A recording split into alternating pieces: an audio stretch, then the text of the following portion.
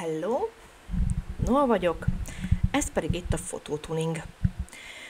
Kipróbáltam a Retouch for Me Face Make plugint, ami szinte olyan, mint a FaceApp, csak PC-n. Profi minőségben, ha unod a mobilos filtereket, de imádod, hogy a portrét egy kattintással topretust kapjanak, akkor ez a videó neked szól. Meg annyi fórumon olvastam már, hogy a FaceApp-nak keresik, hogy van-e vajon alternatívája PC-re. Na most a jó hír, ez tényleg hasonlít nagyon a FaceApp-ra. Én a Retouch for Me termékeit már 3 éve használom, nagyon jó kis cuccok. És ráadásul a jó hír, hogy egyszer kell megvenni, és nincs előfizetés, nincs stb. Szóval ez így nagyon jó. No már most van még egy jó hírem. Ha tetszik, amit most a videóban látsz, akkor 20% kedvezménnyel megvásárolhatod, a leírásban található linkre kattintva. Na, kezdjük is! A portré azon én vagyok. Szóval, kezdjünk is neki. A tuningnak lemásoljuk a réteget. Amint ez megvan,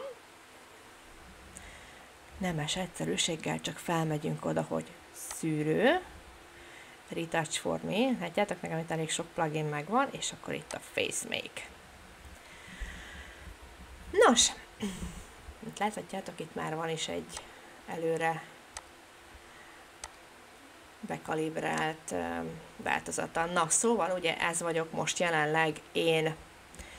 Egy kicsit belenagyítok az arcomba, jó, csak hogy jól lássátok, hogy mi újság van. Oké, na és akkor kezdjük.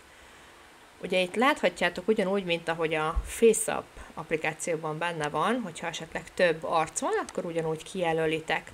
Eddig teljesen olyan, ugye? Na és akkor most jön a lifting. Ugye itt lehet változtatni, hogy ugye női vagy férfi legyen inkább a vonások. Tehát ugye maga a lifting, ez egy kicsit olyan vékonyítja az arcot, kicsit vékonyabb lesz. Valamint ugye lehet játszani a női vonásokkal, amitől egy kicsit még karakteresebb és intenzívebb lesz. Ugye itt a felső sarokban, ha rákattintunk, akkor meg tudjuk nézni, milyen volt előtte, és milyen most utána. Hát még itt anyám felismer. Ugye nyilván itt a smoothingon lehet változtatni, amit jó, hogy 100%-on van, és akkor mondjuk én itt a lips effektet visszahúztam egy kicsit. Oké, van ennek egy olyan része, ami ugye a make-up, kicsit visszahúzom, hogy még talán természetes, oké. Szóval van itt a make-up. Ugye itt a make-upnál, ugye az szemnél lehet választani, hogy hogyan is nézzünk ki. Ups. Nyilván itt a színeket is, valamint vissza lehet húzni az intenzitását, hogy mennyire legyen ez erős, karakteres. Ugye itt látható, hogy most egy kicsit így erősebb lett a szemnél, de ugye nézzük ezt a füstös szemet, és természetesen ugye itt lehet játszani a színekkel, hogy na most mégis hogyan szeretnénk. Oké.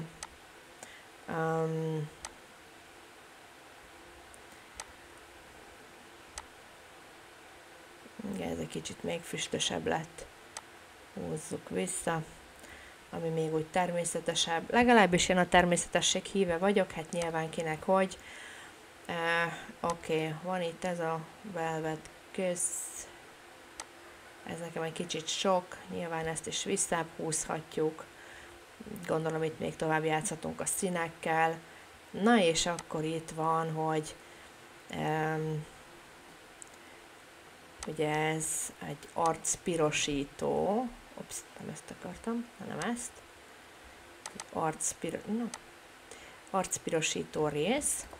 ami hát egy kicsit ez így sok nyilván, és akkor ezt, hogyha így visszahúzzuk, akkor még mindig egy kicsit természetesebbet kapunk, de azért mégis jelen van.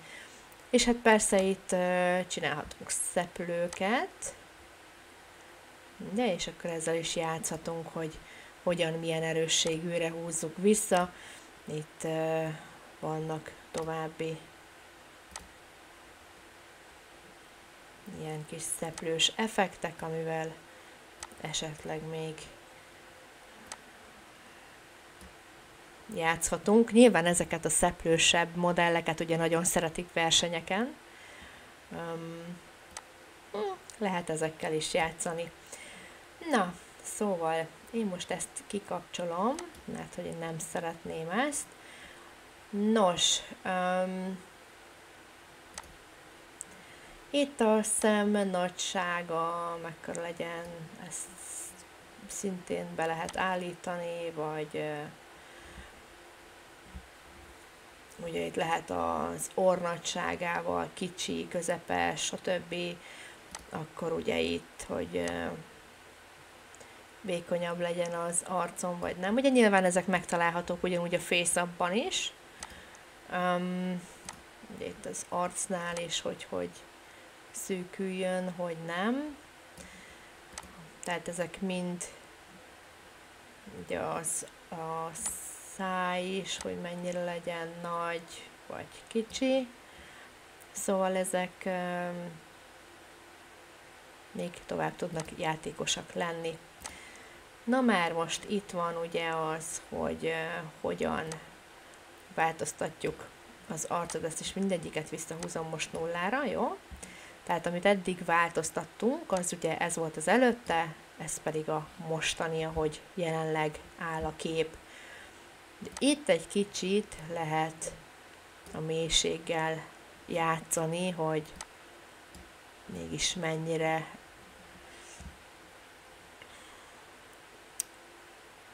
legyen hát eltolva egy kicsit perspektívában.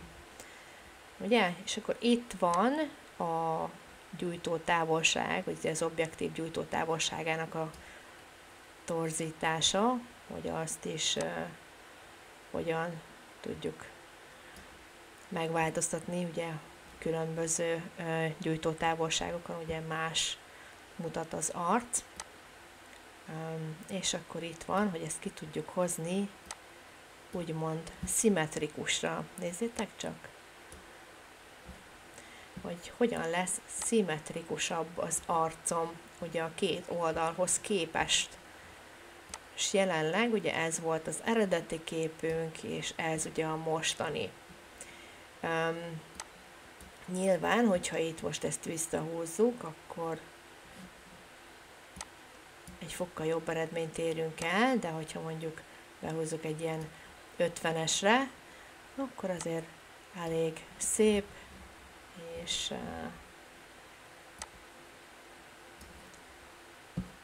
mégis még természetes. Szimmetrikusságán is, hát ugye minél jobban húzzuk be, ez mint hogy egy kicsit tükrözni, itt már torzítja az arcomat, ugye? Itt már nagyon torzítja, szóval ezt is szerintem érdemes csak ilyen 20-as, 30-as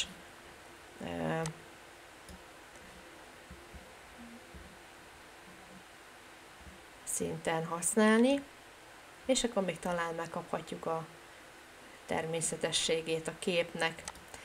Na most itt a textúra, ezt mint láthatjátok, ez nem teljesen jó.